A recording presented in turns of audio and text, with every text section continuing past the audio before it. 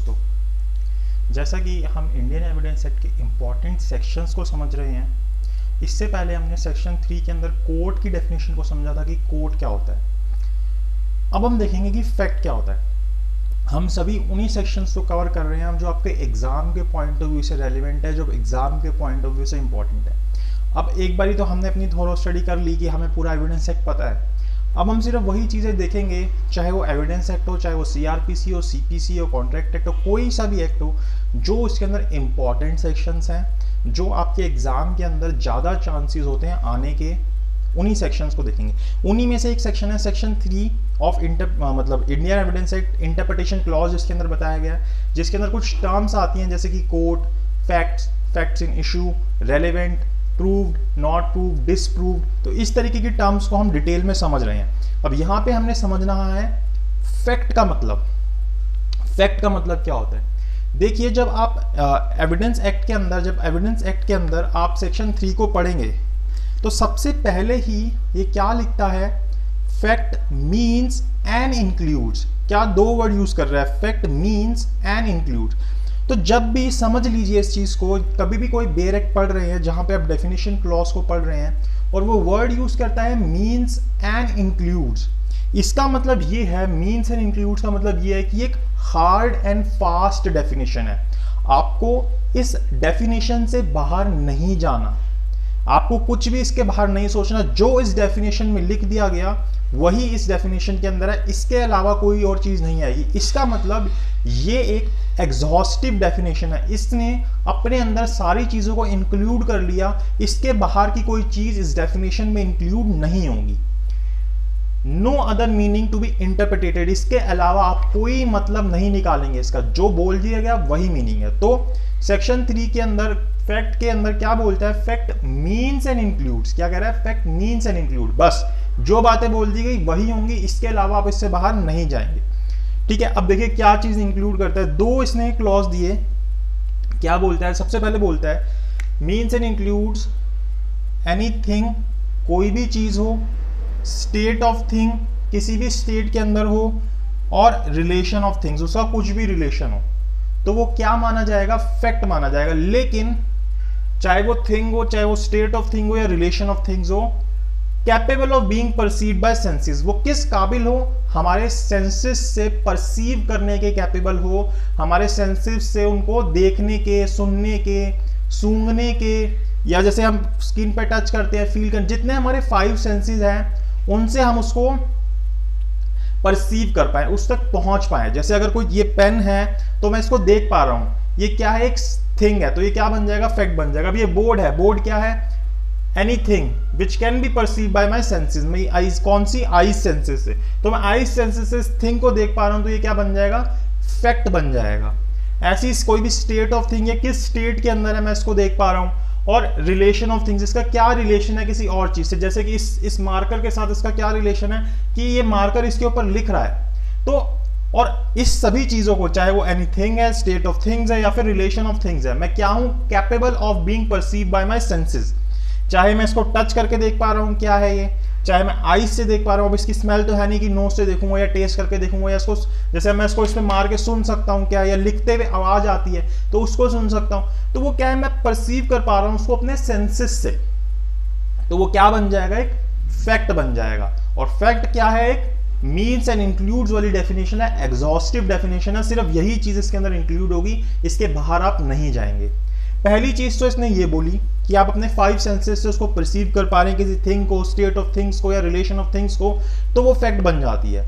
दूसरी बात बोली कि any mental condition of which person is conscious, कोई भी ऐसी मेंटल कंडीशन जिसको आप कॉन्शियस है, जिसको आप समझ पा रहे हो, तो उसको हम क्या बोल देते हैं? फैक्ट बोल देते हैं। जैसे मेंटल कंडीशन, किसी व्यक्ति की इंटेंशन क्या है किसी काम को करने के पीछे, कि वो फ्रॉड करने की इंटेंशन से काम कर रहा है, क्या इंटेंशन है उसके पीछे, गुड फेथ है, क्या उसने जब ये चीज़ की उसको उसकी नॉलेज थी या नहीं थी। तो ये सब चीज़ें क्या है, जब हम किसी के मेंटल कंडीशन को जान रहे हैं तो उसको वो भी क्या बन जाता है? एक फैक्ट बन जाता है। वो अलग बात है जब अभी हम आगे और पढ़ेंगे, या आपने पढ़ा भी है कि हम कैसे किसी के स्टेट ऑफ माइंड को जानते हैं, कैसे हम देखते हैं कि इसके पीछे इंटेंशन, गुड फेथ, नॉलेज किस तरीके से हमें पता चलती है, तो वो भी किसी ना किसी फिजिकल फैक्ट से पता चलती है। लेकिन ये जो मेंटल कंडीशन है वो क्या आ जाती है, अपने आप में एक फैक्ट बन जाती है। तो दोनों चीजें फैक्ट होती है, चाहे आप उसको अपने सेंसेस से परसीव कर पा रहे हो या फिर वो मेंटल कंडीशन हो जिसको आप अपनी कॉन्शियसनेस से जान पा रहे हो,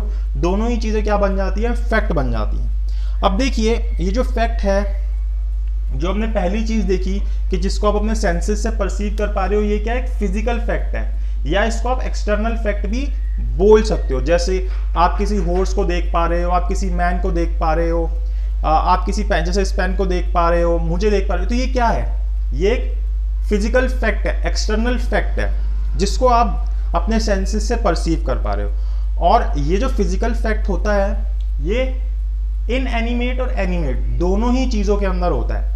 इनएनिमेट मतलब कि जो नॉन लिविंग थिंग्स है, एनिमेट मतलब कि जो लिविंग थिंग्स है। तो चाहे वो एनिमेट हो चाहे इनएनिमेट हो, दोनों के अंदर ही फिजिकल फैक्ट्स आएंगे। चाहे अब ये नॉन लिविंग थिंग है, इनएनिमेट है, ये एक फैक्ट है क्योंकि आप इसको फिजिकली देख पा रहे हो, अपने सेंसेस से परसीव कर पा रहे हो। मैं क्या हूँ, एनिमेट हूँ, लिविंग बीइंग हूँ, तो आप इसको भी देख पा रहे हो। तो जो फिजिकल फैक्ट वाली बात आ जाती है, जहाँ पे जिस चीज को आप सेंसेस से परसीव कर सकते हो, वहां पे एनिमेट और इनएनिमेट दोनों चीजें आ जाती हैं। लेकिन वहीं जब आप दूसरी चीज के ऊपर आते हो, दूसरे फैक्ट के ऊपर आते हो, जिसके अंदर आप किसी के मेंटल कंडीशन को जानते हो, वो सिर्फ एनिमेट बीइंग के अंदर होती है, मतलब कि लिविंग बीइंग के अंदर होती है। अब इस पेन के अंदर क्या फीलिंग्स होंगी या इसकी क्या इंटेंशन होगी, इस चीज को तो हम नहीं जान सकते। तो जो मेंटल कंडीशन है वो किसमें होगी, हमेशा किसी एनिमेट बीइंग के अंदर, मतलब कि किसी लिविंग बीइंग के अंदर। मेरे अंदर क्या इंटेंशन है, मेरे को किसी चीज की नॉलेज है, गुड फेथ है, तो एनिमेट थिंग के अंदर। तो इस चीज को हम क्या बोलेंगे, साइकोलॉजिकल फैक्ट बोलेंगे, माइंड से देख पा रहे हैं हम उस चीज को। तो ये दो तरीके से, या तो फिजिकल फैक्ट या साइकोलॉजिकल फैक्ट। जो फर्स्ट क्लॉज है वो क्या है, फिजिकल फैक्ट का है, जो दूसरा है वो साइकोलॉजिकल फैक्ट है। साइकोलॉजिकल फैक्ट्स हमेशा इन एनिमेट बीइंग्स के अंदर होंगे, और जो फिजिकल फैक्ट होंगे इन एनिमेट और एनिमेट बीइंग दोनों के अंदर हो सकते हैं। ये चीज हमको समझ आई। अब जैसे यहाँ पे हम इसकी इलस्ट्रेशंस पढ़ते हैं, आपके पास एविडेंस सेट है, उसको जरूर खोल के बैठिएगा। पहली इलस्ट्रेशन बोलती है that there are certain objects arrange in certain order in certain place is a fact. कि कुछ ऑब्जेक्ट्स हैं, वो क्या हैं, कि एक सर्टेन ऑर्डर के अंदर रखे हुए हैं एक सर्टेन प्लेस के ऊपर। अपने आप में ये क्या है, एक फैक्ट है। कौन सा फैक्ट है, फिजिकल फैक्ट है। क्यों, क्योंकि ये कोई थिंग, स्टेट ऑफ थिंग या रिलेशन ऑफ थिंग्स है जिसको हम अपने सेंसेस से परसीव कर पा रहे हैं। दूसरी इलस्ट्रेशन दी है दैट अ मैन हियर्ड और सॉ समथिंग, कि किसी व्यक्ति ने कोई चीज देखी। अब यहाँ पे वो क्या कर रहा है, अपने सेंसेस से परसीव कर रहा है। तो ये क्या है, अपने आप में एक फैक्ट है। और कौन सा फैक्ट है, फिजिकल फैक्ट है, एक्सटर्नल फैक्ट है। ऐसी the man said certain words is a fact, किसी व्यक्ति ने कोई बात बोली, एक व्यक्ति ने एक बात बोली, तो वो भी क्या अपने आप में एक फैक्ट है। चौथी इलस्ट्रेशन देते हैं that a man hold certain opinion, कि एक व्यक्ति का कुछ सर्टेन ओपिनियन है, हैज सर्टेन इंटेंशन, या उसकी एक सर्टेन इंटेंशन है, एक्ट्स इन गुड फेथ और फ्रॉडेंटली, और use particular word in particular sense, और इज और was a specified time conscious of particular sensation is a fact. जैसे मैंने अगर कोई बात बोली, अब एक बात के कई बार दो मीनिंग निकल रहे होते हैं, तो मैंने उसको बोला किसी और सेंस के अंदर, लेकिन आपने उसको किसी और सेंस में समझा, तो ये क्या है, अपने आप में एक फैक्ट है। कौन सा फैक्ट है, साइकोलॉजिकल फैक्ट है। क्यों, क्योंकि ये क्या है कि मेंटल कंडीशन को देख रहे हो जिसके लिए कोई व्यक्ति कॉन्शियस है। मैंने कोई बात बोली आपको गुड फेथ के अंदर, आपके भले के लिए, लेकिन जिस व्यक्ति को बोली वो उसको अलग वे में ले गया, उसके सेंसेस ने उसको, मतलब उसके जो मेंटल कंडीशन थी उसने उसको अलग तरीके से परसीव किया, उसने अलग तरीके से उसको समझा। तो ये क्या है, अपने आप में एक फैक्ट है। अब इसको क्यों जानना जरूरी है, क्योंकि हमने बहुत सारी जगह देखा है, जब हम आगे देखते हैं तो कई बार वो मीनिंग कुछ और समझा, उसको कुछ और लगा, इससे कोई क्राइम हो जाता है या कोई और चीज हो सकती है। तो वो सारी चीजें जो होती हैं किसके अंदर आ जाती है, फैक्ट के अंदर ही आ जाती हैं। जैसे मेरे को लगा कि ये मेरे साथ फ्रॉडेंटली काम कर रहा है, या उसकी इंटेंशन फ्रॉड करने की थी, तो ये क्या अपने आप में एक फैक्ट है। ऐसी वो कुछ ओपिनियन रखता है मेरे प्रति, या फिर उसकी कोई काम गुड फेथ में कर रहा है, तो ये सब क्या है, फैक्ट बन जाएगा। कौन सा फैक्ट, साइकोलॉजिकल फैक्ट, क्योंकि क्या है, मेंटल कंडीशन देख रहे हैं। चौथी बात बोलता है that a man has certain reputation is a fact, कि एक व्यक्ति की एक सर्टेन रेपुटेशन है, ये क्या है, अपने आप में फैक्ट है। अब रेपुटेशन क्या होती है, कि सोसाइटी उस व्यक्ति के प्रति क्या सोचती है। तो वो क्या है, सोचना क्या है, वो कोई सेंसेस से कोई देख थोड़ा ना रहे, वो क्या है, एक मेंटल कंडीशन है। तो वो क्या बन जाएगा, साइकोलॉजिकल फैक्ट बन जाएगा। क्या है वो? एक फैक्ट है। कैसा फैक्ट है? साइकोलॉजिकल फैक्ट है। तो ये मीनिंग है फैक्ट का। अब देखिए जो फैक्ट होते हैं ये फैक्ट नेगेटिव भी हो सकते हैं और पॉजिटिव भी हो सकते हैं। पॉजिटिव कैसे होंगे? जब existence of certain state of thing, अगर कोई चीज, जैसे मैंने बोला कि वहां पे वो चीज पड़ी हुई थी, तो ऐसी वो चीज थी, ये क्या है? Positive fact. मैं बोलूं वो चीज वहां पे नहीं थी, नॉन एग्जिस्टेंस, तो वो क्या है? Negative fact. तो फैक्ट जो है पॉजिटिव भी हो सकते हैं और नेगेटिव भी हो सकते हैं। जब वो चीज एग्जिस्ट कर रही है तो पॉजिटिव है, जब वो चीज एग्जिस्ट नहीं कर रही तो वो क्या है? नेगेटिव फैक्ट है। अब यहाँ पे एक ऐसे जनरल टर्म है, मैटर ऑफ फैक्ट बहुत बार यूज होता है और मैटर ऑफ लॉ बहुत बार यूज होता है। क्यों दोनों के बीच में डिफरेंस आना जरूरी है? मैटर ऑफ फैक्ट, अभी हमने किसकी डेफिनेशन जानी? फैक्ट की। कोई चीज जब फैक्ट होगी उसी चीज के लिए आप कोर्ट के सामने एविडेंस लेके जाओगे और उसको प्रूफ करोगे, इसलिए जरूरी है कि वो मैटर ऑफ फैक्ट हो। Anything subject to testimony, testimony मतलब एविडेंस करने के लिए, can be prove by evidence, आप उसको एविडेंस के थ्रू प्रूव कर सकते हो। लेकिन मैटर ऑफ लॉ के अंदर जनरल लॉ ऑफ लैंड, अब कोई चीज कहीं की जनरल लॉ ऑफ लैंड है, उसको प्रूव करने की जरूरत नहीं है। कोर्ट क्या करेगा? उसके लिए जुडिशियल नोटिस ले लेगा। जैसे आप कोई भी एग्जांपल ले सकते हो, जैसे कि ये व्यक्ति यहां से चल के गया, अब ये कोई लॉ ऑफ लैंड तो है नहीं, अब आपको ये प्रूफ करना है कि यहां से यहां तक चल के गया नहीं गया, तो ये क्या है? मैटर ऑफ फैक्ट है। आप इसको कैसे प्रूफ करोगे? एविडेंसेस के थ्रू प्रूफ करोगे। लेकिन अगर कोई चीज लॉ के अंदर दी गई है, लॉ के अंदर दी गई है कि अगर आप फ्रॉड करोगे, तो मतलब आपने क्राइम कमिट किया है, और ये प्रूव्ड फैक्ट है कि आपने फ्रॉड किया है, तो अब क्या हो जाएगा कि वो एक मैटर ऑफ लॉ है। तो यहां पे कोर्ट उसको प्रिज्यूम कर लेगा और आपको उसके अंदर सजा दे देगा। तो ये डिफरेंस होता है मैटर ऑफ लॉ और मैटर ऑफ फैक्ट के अंदर। अगर कोई चीज मैटर ऑफ लॉ है, कि आपके ऊपर टैक्स लगेगा, तो ये क्या है? Matter of law. अब यहाँ पे प्रूफ करने की जरूरत नहीं है कि टैक्स लगेगा या नहीं लगेगा, वो क्या है? एक मैटर ऑफ लॉ है, कोर्ट उसको प्रिज्यूम कर लेगी। वहीं अगर कोई चीज आपने फैक्ट के तौर पर प्रूफ करनी है, इनमें से कोई चीज प्रूफ करनी है, तो वहां पे आपको एविडेंस के थ्रू उसको प्रूफ करना पड़ेगा। तो ये डिफरेंस होता है मैटर ऑफ लॉ और मैटर ऑफ फैक्ट के अंदर। तो इस वीडियो के अंदर हमने टोटली ये समझा कि फैक्ट क्या होता है। फैक्ट एक मीन्स एंड इंक्लूड्स वाली डेफिनेशन है, जो कि एक हार्ड एंड फास्ट डेफिनेशन है। इसके अंदर आप इसके बाहर नहीं जाएंगे।